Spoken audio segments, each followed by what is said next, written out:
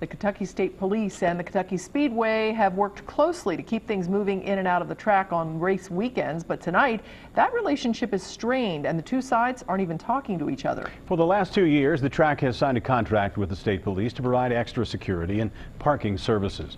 They agreed to pay the state troopers their salaries and overtime, but those checks never came. And now the state police are saying a deal is a deal and they want to get paid.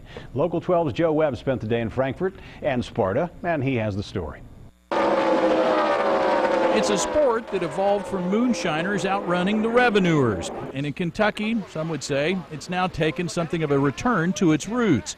For the last 2 years, on race weekends, the Kentucky Speedway has contracted with the Kentucky State Police for extra security and parking assistance. The agreements say the track is on the hook for troopers' pay and benefits. But they haven't paid for 2012 or 2013 race dates. So taxpayers in Kentucky are on the hook for $299,125.86. Well, unfortunately, in these austere times, the Kentucky State Police is operating under very strict budgetary constraints, as are all government agencies. And $300,000 certainly makes it much more difficult for us. The money in question is only for troopers working on track grounds and parking areas, not those working on the highways. That's covered in the KSP budget. Ironically, they're working on roadways the state of Kentucky spent more than $3 million to improve after the traffic debacle at the track in 2011. KSP wants its money and has already done the math on what it could do with it. $300,000 would equate about 14 police vehicles that we could have out there on the road in our already aging fleet as it is. No one from the Kentucky Speedway would talk today. Their only comment was no comment.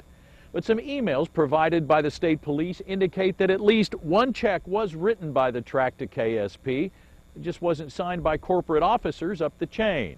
The emails reflect some cordial back and forth between the state police and the track. The last volley is a terse December 27th letter demanding payment on January 15th. The communications have kind of dwindled here towards the end, and they have stopped for now, and we certainly hope that those communications will resume and we will resolve this issue. The annual contracts are usually signed in April, and nothing's been agreed to for this year's races. And in a business where racing means rubbing, the Kentucky Speedway may have rubbed some important people the wrong way. In Sparta, Joe Webb, Local 12 News.